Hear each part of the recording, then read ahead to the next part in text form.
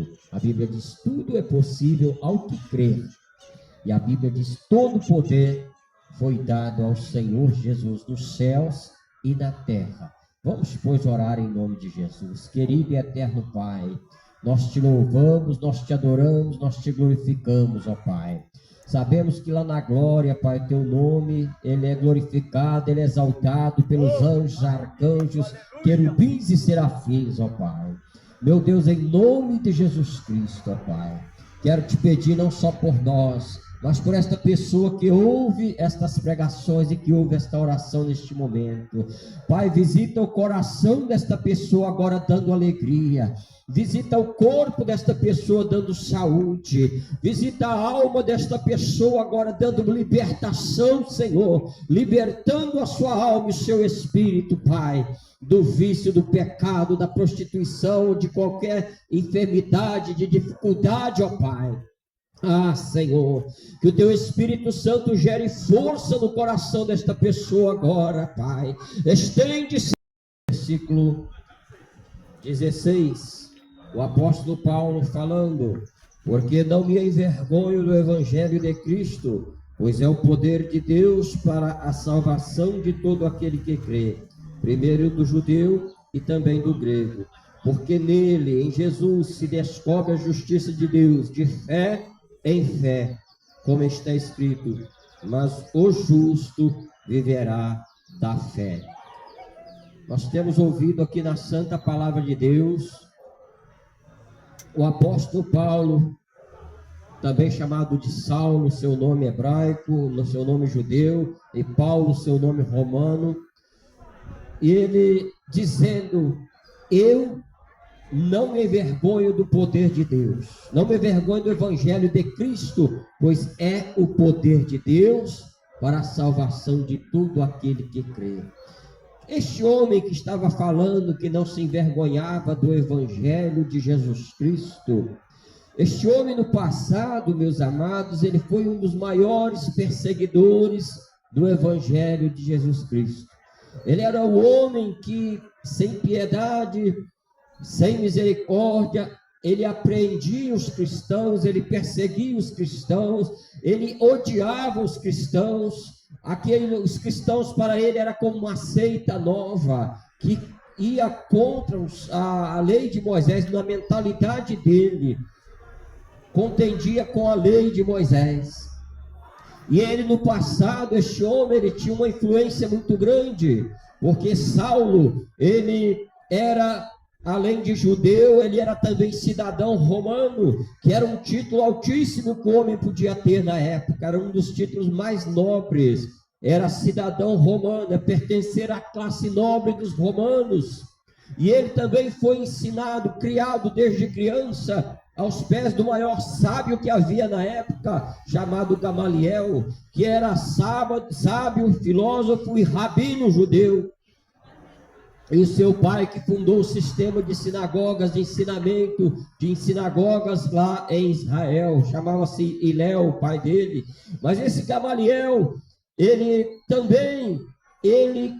ensinava a lei de Moisés, ele ensinava os princípios, dos primeiros 5 livros da lei de Moisés, dos profetas. Ele ensinava assim a palavra de Deus, e ele era também um homem muito temente a Deus, e que chegou ao ponto de defender os cristãos, dizendo: se esse caminho dos cristãos é de Deus, ele vai prevalecer, se não for, vai se acabar. Paulo, que perseguia os cristãos, ele foi criado aos pés deste homem, aprendendo todo o ensinamento que o homem podia ter na época, toda a ciência, matemática, filosofia, tudo da palavra de Deus. Era uma honra para o homem ser ensinado aos pés de Gamaliel. E era uma honra para o homem ser chamado de cidadão romano, que era a classe que dominava na época, que era Roma, dominava sobre Jerusalém, sobre tudo na época. Então era uma honra muito grande que esse homem tinha. E além de ser cidadão romano, além de ter sido ensinado aos pés de Gamaliel, ele era também uma espécie de delegado. Ele tinha autoridade ele tinha autoridade dada pelo Sinédrio, que era a nação superior de Israel, era o conselho da nação superior de Israel, semelhante à ONU nos dias de hoje. Este homem, irmãos, ele tinha muita autoridade, ele tinha não só autoridade como conhecimento também da Bíblia da época do Antigo Testamento, mas só que quando Jesus ele ressuscitou, e ele decide pregar o evangelho a toda criatura, e os cristãos começaram a pregar que Jesus morreu pelos nossos pecados e ressuscitou, aquilo parecia coisa de louco, parecia loucura, porque o evangelho parece loucura aos olhos de muitos. Muitas pessoas veem os crentes pregando nas esquinas e falam: esse povo é fanático, esse povo é louco, esse povo... Mas esse povo lê Bíblia de manhã e de noite. Esse povo procura conhecer a palavra de Deus. Esse povo sentiu o chamado do Espírito Santo e teve a vida transformada e o coração arrancado do pecado. Havia pecado em nós que nós não tínhamos força de largar. Mas quando a nossa alma se encontrou com Jesus, nossa alma foi liberta e nós largamos aquele pecado. Então nós podemos dizer que Jesus nos libertou. Aleluia. Não que nós deixamos de ser pecadores, porque nós pecamos por pensamentos, palavras, ações e omissões, mas uma coisa o Espírito Santo fez no nosso coração: nós não temos prazer no pecado. É diferente o pecador que peca, que trai a mulher e se vangloria, que bate em alguém, vence a briga e se vangloria. É diferente o cristão, se ele cometer alguma destas coisas, ele chora amargamente, como Cristo quando negou Jesus. Tem diferença. Por quê? Porque Jesus entrou no coração do homem. E este ensinamento, amados, ele parecia loucura naquela época. Ele ia contra muita coisa que eles achavam que estava certo. O Paulo, ele batia no peito e dizia: eu tenho a minha religião, eu sou fariseu. E fariseu era uma das religiões que era das principais religiões da época. Tinha os fariseus, tinha os saduceus. A diferença de um para o outro, todos dois procuravam obedecer a lei de Moisés. Mas a diferença dos saduceus e dos fariseus na época: os saduceus não criam em ressurreição e nem em anjos, mas os fariseus criam que haveria ressurreição e que também existia anjos. Existiam outras classes religiosas também. Existia a religião ainda existente lá naquela época dos antigos, que sacrificavam, prestavam sacrifícios a deuses feitos de pedra. A religião dos cananeus. Havia também várias correntes filosóficas na época de Paulo. Havia os epicureus, os estoicos, havia a sabedoria grega. Até na época de Paulo já estava cheio de religiões. E que dirá nos dias de hoje, então, irmãos? O mundo está cheio de religiões, mas o mundo vai de mal a pior. Cada dia mais aparece uma religião no mundo, um nome de igreja diferente. Mas quando Jesus ele começou a pregar, ele não falou que igreja A ou B é a principal, não. Ele disse: eu sou o caminho, ide pregai o evangelho. E Jesus Cristo, ele deu esse ensinamento, mandou que orasse e pregasse: o reino de Deus é chegado a vós. O que é o reino de Deus? É a obediência ao evangelho de Jesus, as palavras de Jesus enviado por Deus. E Paulo, um dia ele teve um encontro com Jesus.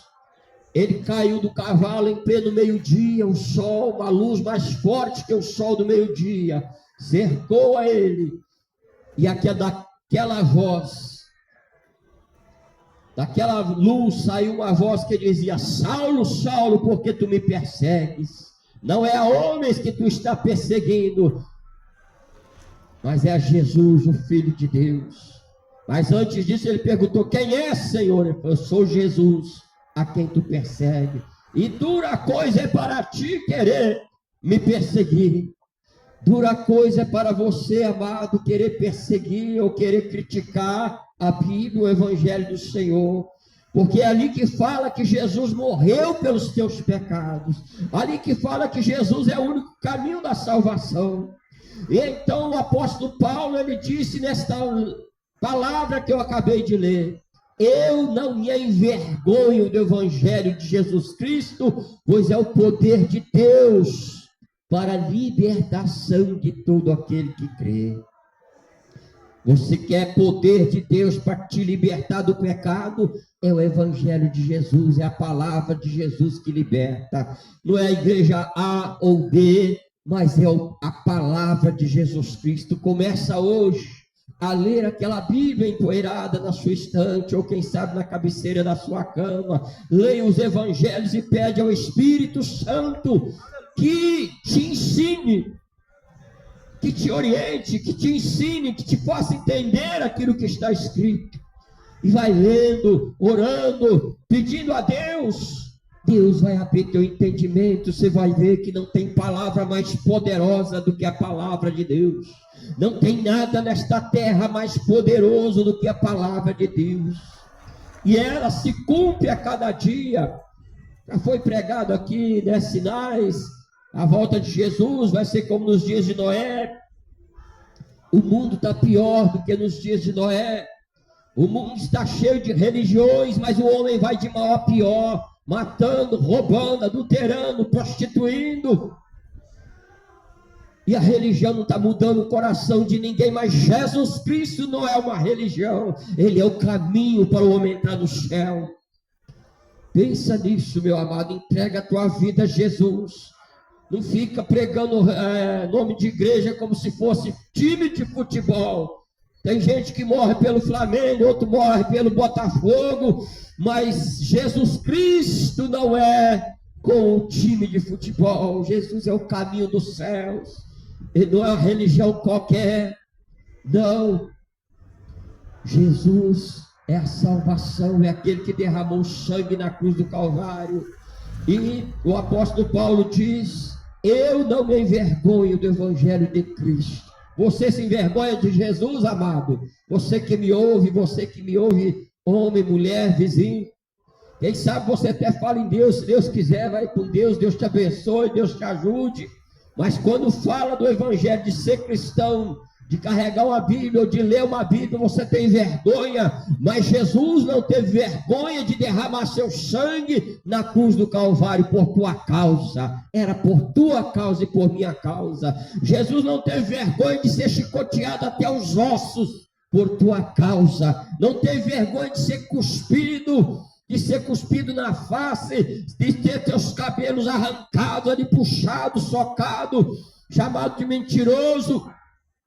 Por tua causa. Jesus não teve vergonha de derramar seu sangue na cruz do Calvário, de sofrer a morte mais dolorosa que existia, morte que era concedida aos piores ladrões, morte que era concedida somente aos piores criminosos. Ele não teve vergonha de derramar seu sangue, e você tem vergonha de Jesus. O apóstolo Paulo, tudo aquilo que ele tinha antigamente, todo o conhecimento tremendo que ele tinha, ele podia ser um sucessor do Gamaliel, ele podia ser ali um membro ilustre do Conselho Superior da Nação de Israel, o Sinédrio, mas ele diz que considerava tudo aquilo como lixo em frente ao conhecimento de Jesus Cristo e do Evangelho. Tudo aquilo, título de cidadão romano, o título ali de fariseu, ele considerava aquilo como lixo diante do conhecimento da graça de Deus expressa no Evangelho. Então pensa bem, quem falou isso não era um homem qualquer. Quem escreveu isso, que o Espírito Santo mandou escrever, era um servo de Deus que morreu pelo nome de Jesus. e não teve vergonha de morrer, de ter a cabeça cortada. E você, resta esta pergunta: você se envergonha de Jesus? Você tem vergonha de Jesus? Você tem vergonha de frequentar uma igreja que ensina o evangelho de Jesus de verdade? Você tem vergonha de carregar uma Bíblia? Fica esta palavra, fica esta pergunta, e eu te aconselho, enquanto é tempo. Ontem eu estive no enterro do meu ex-sogro, né?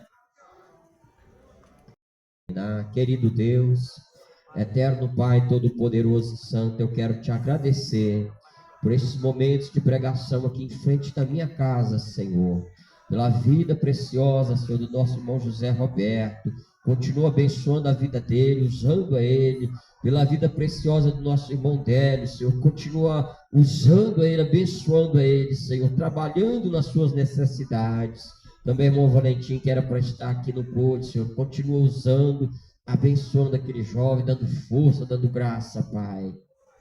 Também, irmão Moisés, Senhor, continua abençoando a vida dele, Pai. Este vizinho que nos ouve, dá vitória a ele, a ela, Senhor, nas suas necessidades, nesta, Senhor, causa difícil, mas que o Senhor dê forças, ó Pai, que o Senhor, em nome de Jesus, coloque as tuas mãos, Pai, e que a porta seja aberta da vitória, da cura divina, da libertação, meu Pai, meu Deus, da porta de emprego, também, Senhor, da mudança de vida, da libertação do pecado. Assim eu te peço e te agradeço, meu Deus, desde já, em nome de Jesus. Amém e amém. Está terminado em nome de Jesus. Aleluia, graças a Deus.